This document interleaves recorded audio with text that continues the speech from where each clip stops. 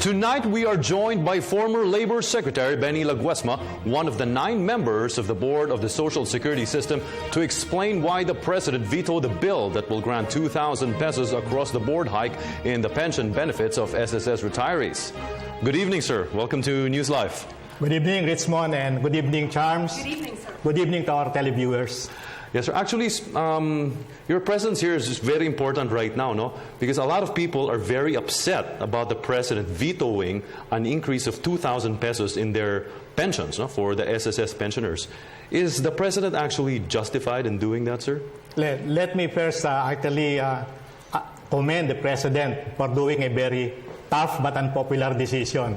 I think foremost in his mind is that there should be a safeguard on the viability and soundness of the pension fund. No?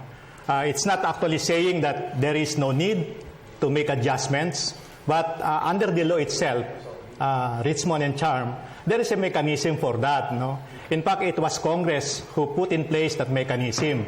It mentioned about actuarial study every 4 years, and that's being done by the SSS. And incidentally, because of those actuarial study, there was an adjustment in the pension in July of 2014, no, by 5%.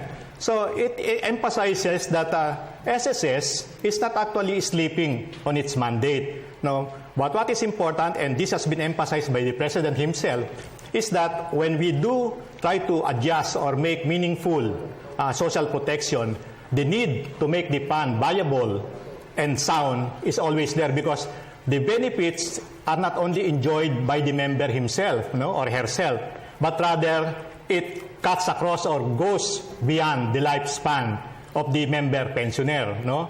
Even the dependents, meaning the wife, no, the spouse, and the children are actually beneficiaries of the fund. Mm-hmm. Now, sir, can you please explain for the benefits of our viewers the basis for the President's veto, and how will this affect the viability of the SSS fund? Well, you know, simply put, I think many has already made a statement, especially in today's press con headed by no less than the President of the SSS, no?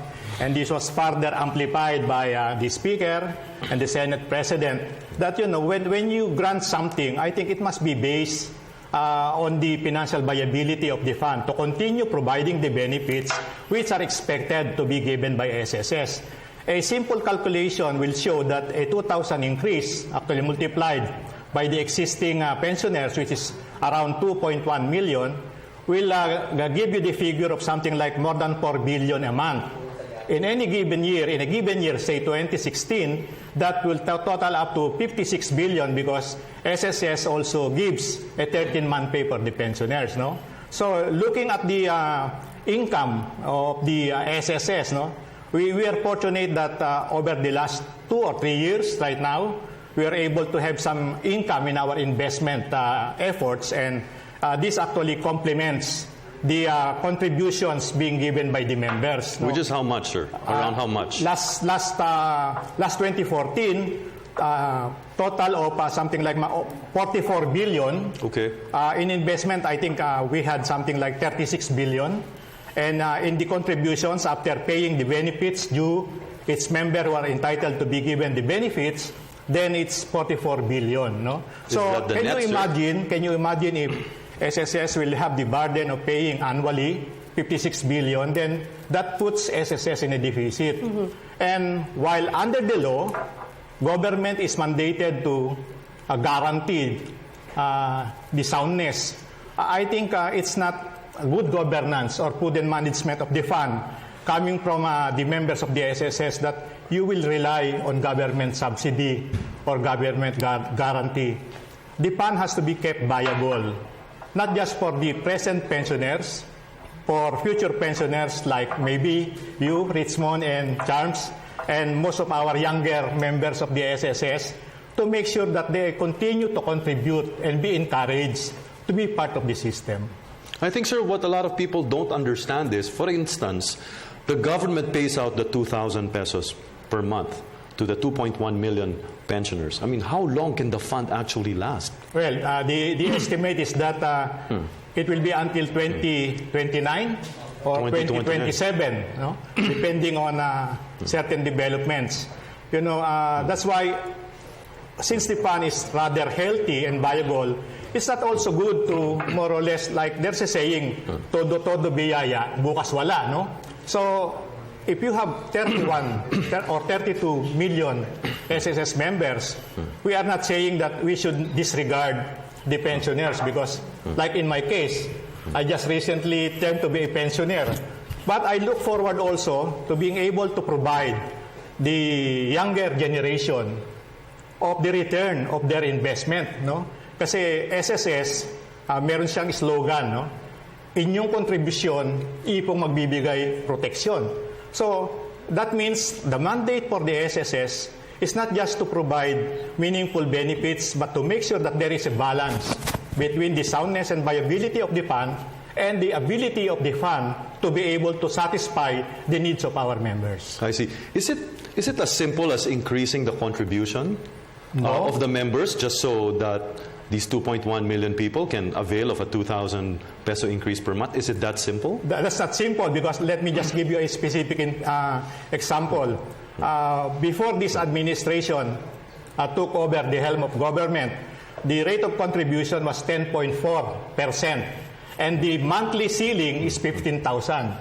Can you imagine it took us, the commission, because being tripartite in character, there must be exhaustive discussion on the increases that has to be shouldered, not just by the worker, but the employer. It took us more than 2 years to increase the 10.4 to 11 and the 15,000 to 16,000.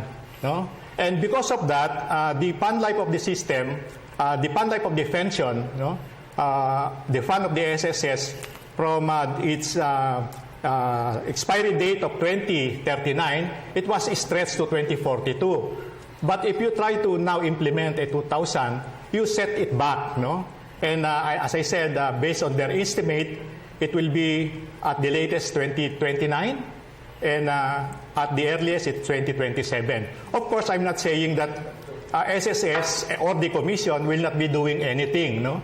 I think it's also our mandate to make sure that we continue to introduce reforms, make some efforts to really keep the viability and the soundness of the fund because the members have put their trust and confidence in the system. And it's quite unthinkable and unfortunate if younger members would actually be discouraged because they see that the fund in a couple of years we will now be bankrupt if there is no government subsidy.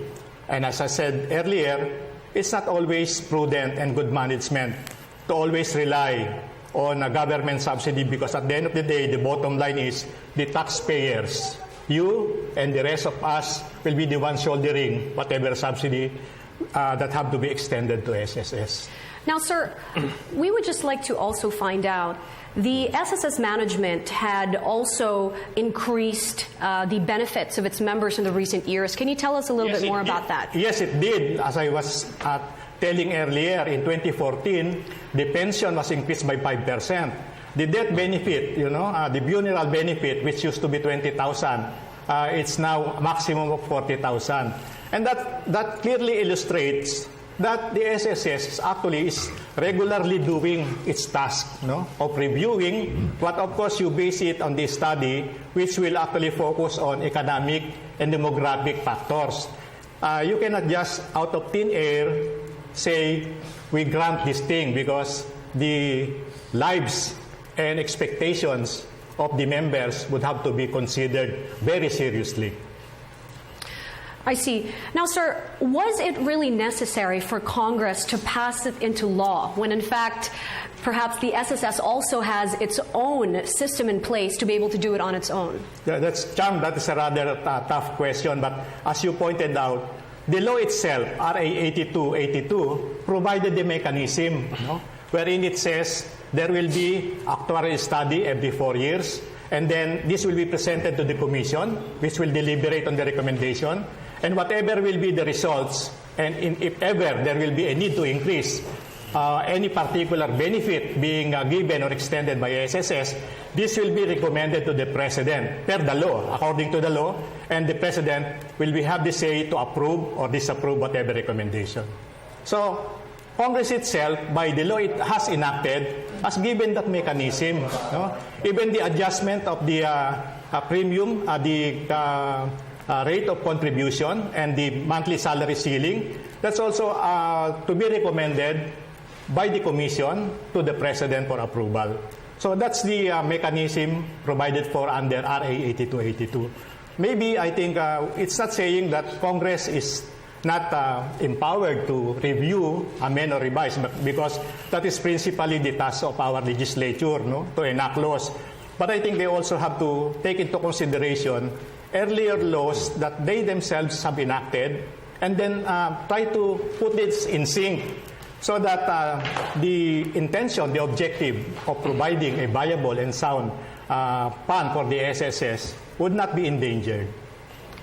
Now, sir, Speaker Belmonte recently suggested and proposed a 1,000 peso increase instead. Are you amenable to this? I think, as I said, I think in the introduction of Richmond, I'm only one of the 9 commissioners. No, that has to be presented, and we have to look into it because there will always be a factor. There must be a balance. And I'm not saying that that is an impossibility because we have numbers. There are statistics that will show. Maybe we can make adjustments on the amount. No, but I think it has to be. It has to pass through the process. And I think, by and large, I think the Commission has always been sympathetic to the needs of our members, as earlier illustrated when I said adjustment in the pension by 5% in 2014, and then the funeral benefits. So all of the benefits being extended by the system is actually being reviewed on a periodic basis. And we have to just prudently do our obligation. No? We are mandated under the law to make sure that the objective of providing meaningful protection would not actually be sacrificed. We have to take into account several factors on this item. Yes, sir. Now, is the SSS contribution growth rate also attuned to the growth of the GDP in the country? It in a sense, it will contribute, no? You know, because like if you increase the purchasing power of the pensioners or the members, then this flows back into the economy, no?